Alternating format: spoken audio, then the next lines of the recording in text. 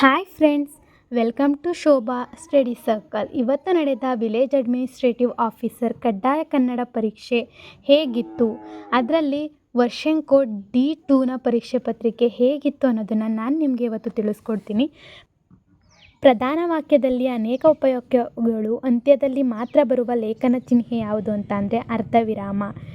ಆ ಊರಿನಿಂದ ನಾನು ಹೊರಟಾಗ ಆಗಲೇ 4 ಗಂಟೆ ಆಗಿತ್ತು. ಗೆರೆ ಹಿಡಿದ ಪದ ಯಾವ ಸಂಧಿಗೆ ಸೇರುತ್ತದೆ ಅಂತ ಕೇಳಿದರೆ ಇದಕ್ಕೆ ಆದೇಶ ಸಂಧಿ. ಮೊದಲೆರಡು ಪದಗಳಿಗಿರುವ ಸಂಬಂಧದಂತೆ ಮೂರನೆಯ ಪದಕ್ಕೆ ಸಂಬಂಧಿಸಿದ ಪದವನ್ನು ಬರೆಯಿರಿ. ಹುಡುಗ ಅನ್ನೋದು ರೂಢನಾಮ, ಹಾಗಾದರೆ ಹಾವಡಿಗ ಅನ್ನೋದು ಅನ್ವರ್ಥನಾಮ. ಹಾವಡಿಗ ಅಂತ ಅಂದರೆ ಅದು ಅವನ ಅಂಕಿತ ನಾಮನೂ ಅಲ್ಲ, ರೂಢಿಯಿಂದ ಬಂದಿರೋದು ಅಲ್ಲ, ಅವನು ಹೇಗಿದ್ದಾನೆ ಅನ್ನೋದ್ರ ಮೇಲೆ ಹೇಳ್ತಾ ಇರೋದ್ರಿಂದ ಅದನ್ನು ಅನ್ವರ್ಥನಾಮ ಅಂತ ಹೇಳ್ತಾರೆ. ಎಳೆಗರು, ಈ ಸಂಧಿ ಪದವನ್ನು ಬಿಡಿಸಿ ಬರೆಯಿರಿ. ಎಳೆಗರು ಇದಾಗಲ್ಲ, ಎಳೆಯ ಪ್ಲಸ್ ಗರು ಅಂತ ಅಂದರೆ ಎಳೆಗರು. ಕೆಳಗಿನವುಗಳಲ್ಲಿ ಸರಿಯಾದ ವಾಕ್ಯ ಸಂಯೋಜನೆಯನ್ನು ಗುರುತಿಸಿ. ಆಪ್ಷನ್ ಎ, 10ನೇ ಶತಮಾನವನ್ನು ಸುವರ್ಣಯುಗ ಕನ್ನಡ ಸಾಹಿತ್ಯ ಎಂದು ಕರೆಯಲಾಗುತ್ತಿತ್ತು. ಸುವರ್ಣಯುಗ 10ನೇ ಶತಮಾನವನ್ನು ಕನ್ನಡ ಸಾಹಿತ್ಯ ಎಂದು ಕರೆಯಲಾಗುತ್ತಿತ್ತು. 10ನೇ ಶತಮಾನವನ್ನು ಕನ್ನಡ ಸಾಹಿತ್ಯದ ಸುವರ್ಣಯುಗ ಎಂದು ಕರೆಯಲಾಗುತ್ತದೆ. ಇದು ಸರಿಯಾದ ಆನ್ಸರ್. ನೀವು ಇದಿಷ್ಟನ್ನು ಓದ್ಬೋದು. ಇದರಲ್ಲಿ ತುಂಬ ಮೀನಿಂಗ್ಫುಲ್ ಆಗಿರೋದು ಅಂತ ಅಂದರೆ 3ನೇ ಆಪ್ಷನ್. ಮುಂದಿನ ಪದ ಜೋಡಣೆಗಳಲ್ಲಿ ಸರಿಹೊಂದದ ಜೋಡಣೆಯನ್ನು ಗುರುತಿಸಿ. ಗ್ರಂಥಿ ಅಂದರೆ ಗಂಟು, ಚತುರ್ಥಿ ಅಂತ ಅಂದರೆ ಚೌತಿ, ಗೂಕ ಅಂತ ಅಂದರೆ ಗೂಬೆ, ಋಷಿ ಅಂತ ಅಂದರೆ ಋಣ ಅಲ್ಲ. ಹಾಗಾಗಿ ಗುಂಪಿಗೆ ಸೇರದ ಪದ ಋಷಿ ಋಣ. ಮುಂದಿನ ಹೊಂದಾಣಿಕೆಗಳಲ್ಲಿ ಸರಿಯಾದುದು ಗುರುತಿಸಿ.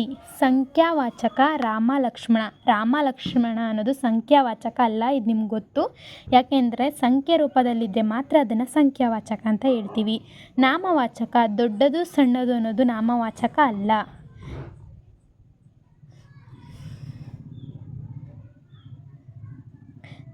ಯಾಕೆಂತ ಅಂದರೆ ನಾಮವಾಚಕ ಅಂತ ಅಂದರೆ ನಾಮಪದಗಳಿಂದ ಶುರುವಾಗಿರಬೇಕು. ದ್ವಿರುಕ್ತಿ, ದಡ ದಡ ಅನ್ನೋದು ದ್ವಿರುಕ್ತಿ ಆಗೋದಿಲ್ಲ, ಇದು ಅನುಕರಣಾವ್ಯಯ ಆಗುತ್ತೆ. ದಡ ದಡ ಅನ್ನೋದಕ್ಕೆ ಅರ್ಥ ಇಲ್ಲ, ಹಾಗಾಗಿ ದ್ವಿರುಕ್ತಿ ಅಲ್ಲ.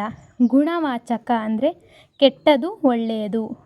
ಗುಣ ವ್ಯಕ್ತಿಯ ಒಂದು ಗುಣನ ತಿಳಿಸ್ತಾ ಇರೋದ್ರಿಂದ ಇದು ಗುಣವಾಚಕನೇ.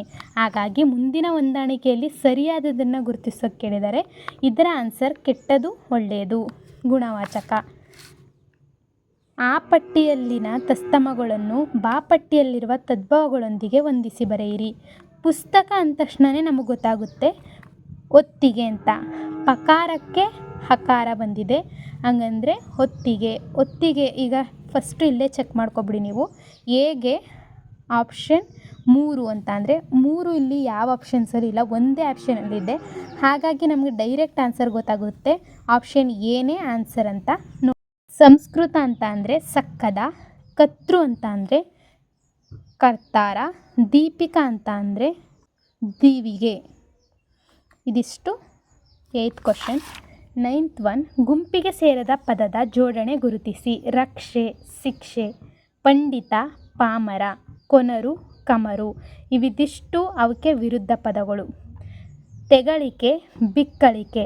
ತೆಗಳದನ್ನ ಯಾರಾದರೂ ಬಿಕ್ಕಳಿಕೆ ಅಂತ ಹೇಳೋಕ್ಕಾಗುತ್ತಾ? ಹಾಗಾಗಿ ಇದು ಗುಂಪಿಗೆ ಸೇರದ ಪದ ಅಂದರೆ ಆಪ್ಷನ್ ಡಿ.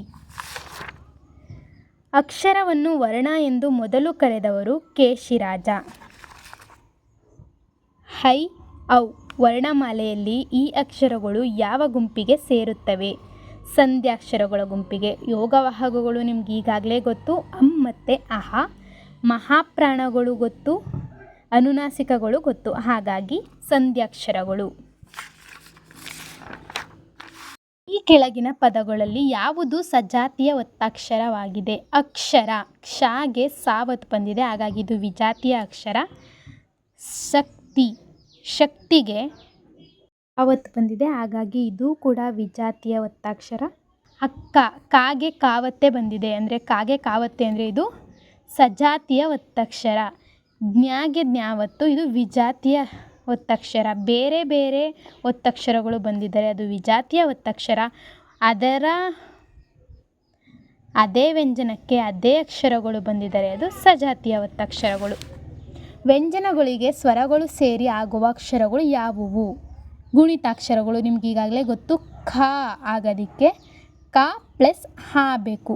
ಕ ಪ್ರನೌನ್ಸ್ ಮಾಡಿ ನೀವು ನೋಡ್ಬೋದು, ಆವಾಗಲೇ ಗೊತ್ತಾಗುತ್ತೆ. ಸ್ವರಗಳ ಸಹಾಯದಿಂದ ಉಚ್ಚರಿಸಲ್ಪಡುತ್ತಾರೆ. ವ್ಯಂಜನಗಳಿಗೆ ಸ್ವರ ಸೇರಿದ್ದರೆ ಅದನ್ನು ಗುಣಿತಾಕ್ಷರಗಳು ಅಂತ ಹೇಳ್ತಾರೆ. ಶೇಷ ಪದದ ವಿರುದ್ಧಾರ್ಥಕ ಶಬ್ದ ಯಾವುದು? ನಿಸ್ಮೇಷ. ಶೇಷ, ನಿಸ್ಮೇಷ. ಆರ್ದ್ರ ಪದದ ವಿರುದ್ಧ ಪದವನ್ನು ಗುರುತಿಸಿ. ಆರ್ದ್ರ ಪದದ ವಿರುದ್ಧ ಪದ ಅಂತ ಅಂದರೆ ಒಣಗಿದ ಅಲ್ಲ, ಆರ್ದ್ರ ಅಂತ ಅಂದ್ರೇ ಒಣಗಿದ. ಒಣಗಿದೆ ಅಂತ ಅಂದರೆ ಅದಕ್ಕೆ ವಿರುದ್ಧ ಪದ ಯಾವುದು? ಒದ್ದೆ. ಒದ್ದೆ ಅನ್ನೋದು ಇದಕ್ಕೆ ಆನ್ಸರ್ ಆಗಿದೆ. ವರ್ತಮಾನ ಕಾಲದಲ್ಲಿ ಧಾತುವಿಗೂ ಅಖ್ಯಾತ ಪ್ರತ್ಯಯಕ್ಕೂ ಮಧ್ಯದಲ್ಲಿ ಬರುವ ಕಾಲಸೂಚಕ ಪ್ರತ್ಯಯ ಯಾವುದು? ಉವ. ಈ ಮೇಜಿನ ಮೇಲುಭಾಗ ಕನ್ನಡಿಯಂತೆ ಥಳಥಳಿಸುತ್ತದೆ. ಅಡಿಗೆರೆ ಎಳೆದ ಪದವು ಯಾವ ಕಾಲವನ್ನು ಸೂಚಿಸುತ್ತದೆ? ಥಳಥಳಿಸುತ್ತದೆ ಅಂತ ಹೇಳಿರೋದು ಅಂದರೆ ಭವಿಷ್ಯತ್ ಕಾಲ. ಏನೇ ಮುಂದೆ ನಡೆಯುತ್ತೆ ಅಂತ ಹೇಳ್ತಾ ಇದ್ರು ಅದು ಭವಿಷ್ಯತ್ ಕಾಲ ಆಗುತ್ತೆ. ಏನಾದರೂ ಅದು ವರ್ತಮಾನ ಕಾಲ ಆದರೆ ಥಳಥಳಿಸುತ್ತಿದೆ ಅಂತ ಇರಬೇಕಿತ್ತು. ಭೂತಕಾಲ ಅಂದರೆ ಥಳಥಳಿಸುತ್ತಿತ್ತು ಅಂತ ಇರಬೇಕಿತ್ತು. ಹಾಗಾಗಿ ಇದು ಭವಿಷ್ಯತ್ ಕಾಲ. ಈ ಕೆಳಗಿನ ಪದಗಳಲ್ಲಿ ಭಾವನಾಮಕ್ಕೆ ಉದಾಹರಣೆ ಯಾವುದು? ಪುಸ್ತಕ, ಸ್ವಾತಿ, ಪ್ರೀತಿ, ನದಿ.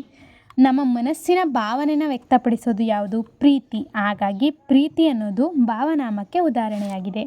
ಉಕ್ಕರಿಸು ಪದದ ಸಮಾನಾರ್ಥಕ ರೂಪ ಯಾವುದು? ಉಕ್ಕರಿಸು ಅಂತ ಅಂದರೆ ಮನೇಲಿ ಹೇಳ್ತಾ ಇರ್ತಾರೆ, ನಿಮಗೆ ಗೊತ್ತು, ಹಾಲು ಉಕ್ತಾ ಇದ್ರೆ ಹಾಲು ಉಕ್ತಾ ಇದೆ ಅಂತ.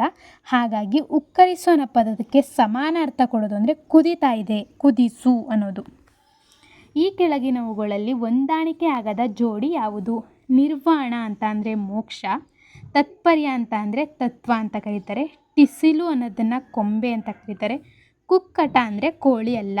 ಹಾಗಾಗಿ ಇವಿಷ್ಟುಗಳಲ್ಲಿ ಹೊಂದಾಣಿಕೆ ಆಗದ ಪದ ಯಾವುದಪ್ಪ ಅಂತ ಅಂದರೆ ಕುಕ್ಕಟ, ಕೋಳಿ. ಐ ಹೋಪ್ ಈ ವಿಡಿಯೋ ನಿಮಗೆ ಇಷ್ಟ ಆಯಿತು ಅಂತ. ವಿಡಿಯೋ ಇಷ್ಟ ಆಗಿದರೆ ಲೈಕ್ ಮಾಡಿ. ಮುಂದೆ ಇರುವ ಇನ್ನೂ 80 ಕ್ವಶನ್ಗಳಿಗೆ ಆನ್ಸರ್ನ ನಾನು ನೆಕ್ಸ್ಟ್ ವಿಡಿಯೋದಲ್ಲಿ ಮಾಡ್ತೀನಿ. Thank you for watching. ನಾನು ಆಗಲೇ ಹೇಳಿದ್ದೀನಿ, ಇಲ್ಲಿ ನಾನೇನು ಅಟೆಂಡ್ ಮಾಡಿದ್ದೀನೋ ಎಕ್ಸಾಮಲ್ಲಿ ಅದರಲ್ಲಿ ಏನು ಆನ್ಸರ್ ನಾನು ಬರೆದಿದ್ದೀನೋ ಅದನ್ನು ಮಾತ್ರ ನಿಮಗೆ ಹೇಳಿರೋದು. ನಾನು ಇದೇ ಸರಿಯಾದ ಆನ್ಸರ್ ಅಂತ ನಾನು ಹೇಳ್ತಾ ಇಲ್ಲ. KA ಅವರು ಯಾವಾಗ ಕೀ ಆನ್ಸರ್ ಬಿಡ್ತಾರೋ ಆವಾಗಲೇ ಫೈನಲೈಸ್ ಆಗೋದು ಯಾವುದು ಸರಿಯಾದ ಆನ್ಸರ್ ಅಂತ. Thank you for watching.